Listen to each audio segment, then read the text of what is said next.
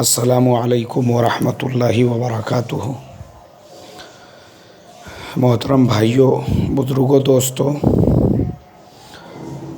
یہ ہمارا آپ کے مسائل اور ان کے جوابات کا 35واں سبق ہے۔ میں نے کہا تھا انشاءاللہ ایک وقت میں سبق اور ایک وقت میں تفسیر آئیں گی، لیکن چونکہ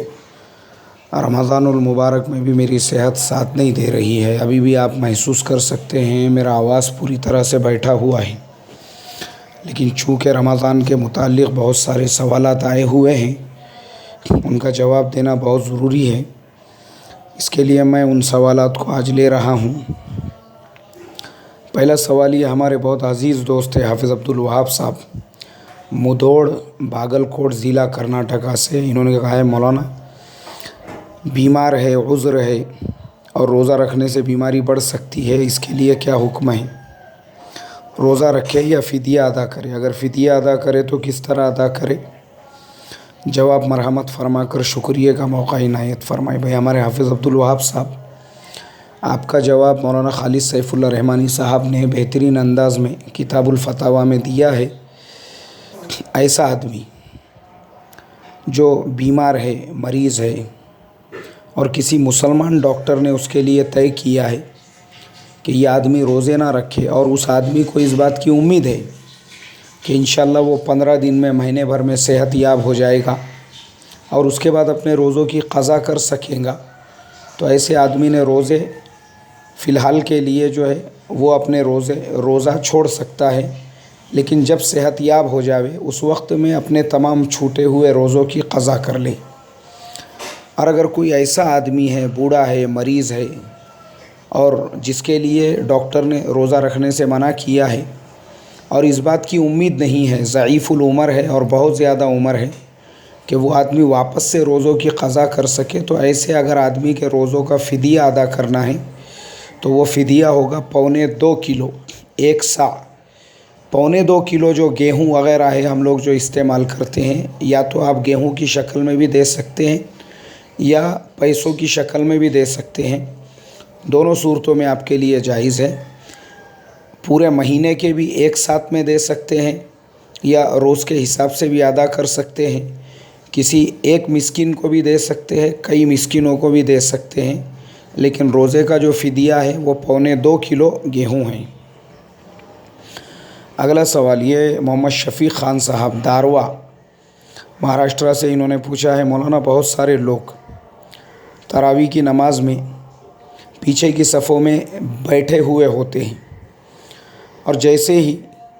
حافظ صاحب رکوع میں جاتے ہیں ویسے ہی وہ تمام لوگ کھڑے ہو کر رکوع میں شامل ہو جاتے ہیں، تو ایسی صورت میں نماز پڑھنا کیسا ہے؟ بھائی ہمارے محمد شفیق صاحب، نماز بشاشت کے ساتھ، اللہ کی رضا کے ساتھ، اس کی خوشنودی کے لیے پڑھنے والی چیز ہے، یہ زور زبردستی نہیں ہے اور یہ ٹارگٹ کے لیے بھی نہیں ہے۔ آپ نے ٹارگٹ پورا کر دیا 20 رکعت تراویح کا، یا آپ نے اپنا فگر کمپلیٹ کیا، یہ اس کے لیے نہیں ہے۔ نماز اللہ کی رضا کے لیے ہے، اور جن کے دلوں میں خوشنودی ہوتی ہے وہ پھر ایک ایک رات میں 200 رکعت نوافل بھی پڑھتے ہیں، 20 رکعت تراویح تو ان کے لیے کوئی معنی نہیں رکھتی۔ تو اصل چیز دل میں خوشنودی ہونا چاہیے۔ آج مسلمانوں نے کیا کیا؟ مسلمانوں کے دلوں میں خوشنودی رہی نہیں، اپنا فگر پورا کرنے کے لیے ہم نمازیں پڑھ رہے ہیں، اور ایسے نماز پڑھنے والوں کو پتہ ہونا چاہیے آپ نے نماز کے 2 رکن چھوڑ دیے، قیام چھوڑ دیا، قرات چھوڑ دی، نماز کیسے ہوں گی آپ کی؟ اور ایک آدھا آدمی مجبور ہے، جو مجبوری کی حالت میں مسجد میں جلدی میں پہنچا، اس کو اجازت ہے رکوع میں شامل ہونے کی، آپ صف میں پیچھے بیٹھے ہوئے ہیں اور آپ جو ہے پیر آپ کے درد دے رہے ہیں، دن بھر میدانوں میں کرکٹ کھیلتے ہوئے نوجوانوں کے پیروں میں درد نہیں ہوتا، روڈوں پہ راستوں پہ کھڑے رہ کے 1 گھنٹہ بات کرتے ہیں تب درد نہیں ہوتا، لیکن مسجدوں میں ہوتا ہے۔ اس کے لیے آج ہمارے نمازوں میں وہ خشوع خضوع نہیں رہا جو اللہ کے نبی نے فرمایا تھا۔ قیامت کے قریب ایک زمانہ ایسا آئے گا، پوری مسجد میں ایک آدمی بھی خشوع خضوع سے نماز نہیں پڑھنے والا ہوگا، ایک بھی خشوع خضوع والا نہیں ہوگا۔ یہ ہمارا زمانہ وہی ہے، مسجدیں کروڑوں کی ہو گئی، نمازوں کا خشوع نکل گیا۔ تو اس کے لیے خشوع خضوع کے ساتھ اللہ کی رضا کے لیے نماز پڑھے اور پورے اہتمام کے ساتھ میں نمازوں میں شامل۔ अगला सवाल ये हाफिज़ इलियास साहब निगड़ी, इन्होंने पूछा है, मौलाना मैं अपने घर में तरावी पढ़ा रहा हूँ और मेरी जो महरमात है, जैसे मेरी वालिदा है, बहन है, वो लोग भी मेरे पीछे नमाज़ पढ़ सकती है या नहीं। भाई हाफिज़ इलियास साहब ये मेरे शागिर्द है। कैसा है, आप अगर घर में तरावी पढ़ा रहे हैं और आपकी महरमात है तो वो बिल्कुल आपके पीछे पढ़ सकती है। मर्दों के पीछे उनकी सफ़ बनाई जाए, अगर मर्द भी महरम है तो फिर तो कोई हर्ज ही नहीं है। और अगर कुछ गैर महरम औरतें भी साथ में शामिल होती है तो फिर पर्दे का एहतमाम किया जाए, लेकिन वो तरावी की नमाज़ आपके पीछे पढ़ सकती है, कोई हर्ज नहीं है, बग़ैर किसी हर्ज के वो पढ़ सकती है। ये आगे एक सवाल है, ये अब्दुल वहाब शेख साहब, ये नेरुल नबी मुंबई से, इन्होंने कहा है, मौलाना बहुत सारे लोग मस्जिदों में इफ़्तार के वक्त में गाड़ियों में भर भर कर इफ़्तारी भेजते हैं और कुछ लोग अपने हाथों से ला कर देते हैं, तो उनका ये अमल कैसा है? इसलिए कि बहुत सारे लोगों की कमाई हलाल है नहीं है, इसका हमको कोई इल्म नहीं है, कोई पता नहीं है, तो ऐसी सूरत में क्या करना चाहिए? भाई हाँ, हमारे अब्दुल वहाब साहब, अल्लाह तबारक व ताला ने हमको मुकल्लफ़ नहीं बनाया थर्मामीटर लेके लोगों के ईमान को चेक करने का कि किसकी हलाल की कमाई है, किसकी नहीं है। एक आदमी अल्लाह की रज़ा और खुशनुदी के लिए मस्जिद में इफ़्तार अगर ला के दे रहा है और उसके बारे में हमको कोई इल्म नहीं है और अल्लाह ने उसके ऐब पे पर्दा डाला हुआ है, तो हमको कोई हक़ नहीं है हम उसके रिसर्च में या तहक़ीक़ात के अंदर लगे कि भाई इसकी कमाई हलाल है या नहीं है। एक आदमी खुल्लम खुल्ला हराम की कमाई खाता है, खुल्लम खुल्ला सबको मालूम है कि इसके सारे कारोबार हराम के हैं और सारी कमाई हराम की है, तो ऐसे आदमी के खाने से परहेज़ और एहतियात रखना चाहिए। बाकी जो बेचारे ईमान वाले हैं, वो सादे सीधे दीनदार है और मस्जिदों में ला के दे रहे हैं, तो हमारा काम नहीं है तहक़ीक़ करने का, हमारा काम है वो जो भी ला के दे रहे हैं बशाशत के साथ लोगों को खिलाने का। इसी तरीक़े से अगर कोई गैर ईमान वाला भी मस्जिद में अफ्तारी भेज के दे रहा है और हमको यकीन है कि उसकी कमाई हलाल की है, तो उसकी अफ्तारी से भी अफ्तारी कराने में कोई हर्ज नहीं है। अगला सवाल ये डॉक्टर नबी साहब कर्नाटका से, इन्होंने कहा है, मौलाना एक साहब से हमारे 80,000 रुपये आने के हैं और वो ये कहते हैं कि मैं थोड़े दिनों के बाद में दूंगा, तो उसके अभी हम लोग ज़कात निकालने के लिए बैठे हैं, तो वो भी ज़कात में शामिल करना चाहिए या नहीं? डॉक्टर नबी साहब, आपका भी जवाब मौलाना खालिद साहब ने ही लिखा है माशाल्लाह बेहतरीन अंदाज़ में, कि वो क़र्ज़ जिससे आपका आने वाला है, अगर आपको कॉन्फिडेंस है, वो भरोसे वाला आदमी है कि वो 80,000 रुपये दे ही देगा, जैसे बैंक में पैसे होते हैं वैसे ही उसके पास है, जब उसके पास आए वो आपके कब्ज़े में आ जाएंगे, तो उसको भी ज़कात के अमाउंट में शामिल कर लेना चाहिए और उसकी भी ज़कात निकाल लेना चाहिए। अगला सवाल ये शोएब भाई है हमारे पुणे से ही, मक्का मस्जिद से, इन्होंने पूछा है, मौलाना अगर किसी ने रोज़े की नीयत ही पढ़ना भूल गया तो उसका रोज़ा होगा या नहीं? हमारे शोएब भाई,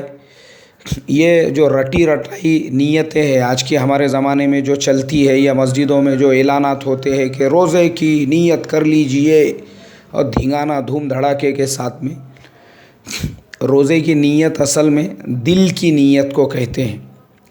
आप सहरी में उठे काहे के लिए? आपकी रात से नीयत थी कि भाई मुझे कल का रोज़ा रखना है, ख़त्म हो गई बात। ज़ुबान से बोलना ज़रूरी नहीं है, शरीयत में नीयत दिल के इरादे को कहते हैं। तो जब आपके दिल में ही है पहले से कि भाई मुझे रोज़ा रखना है, आप सहर में उठे ही रोज़ा रखने के लिए, आपने सहर में वज़ू किया रोज़ा रखने के लिए, आप दस्तर पे बैठे रोज़ा रखने के लिए, आप सहरी खा रहे हैं रोज़ा रखने के लिए, तो ये तमाम नीयतें आपके लिए काफ़ी है। ज़ुबान से बोलना नहीं बोलना ये ज़रूरी नहीं है। इसी तरीक़े से बॉम्बे से एक बहन ने सवाल किया है कि मौलाना आपने दूसरी तफसीर के अंदर कहा है कि वो औरतें जो माहवारी जिनको आ जावे तो वो रोज़ा नहीं रखेंगी और नमाज नहीं पढ़ेंगी। अब वो रोज़ा अगर नहीं रखेंगी तो वो रोज़ेदारों की तरह से ही दिन भर रहेगी या कुछ खाएंगी पिएंगी भी? भाई हमारी वो बहन और तमाम बहनें اللہ تبارک و تعالیٰ نے جب روزہ رکھنے سے منع کر دیا ہے تو پھر کھانے پینے میں حرج کیا ہے؟ بالکل کھانا پینا چاہیے، آپ کے لیے کھانا پینا بالکل جائز ہے۔ آپ نے بالکل روزے داروں کی طرح سے نہیں رہنا چاہیے۔ اگر آپ کو روزے داروں کی طرح سے ہی رکھنا ہوتا تو اللہ تعالیٰ خود قرآن میں آپ کے لیے حکم نازل فرماتے تھے، لیکن جب اللہ نے ہی روزہ رکھنے سے منع کیا تو آپ کی ذمہ داری بنتی ہے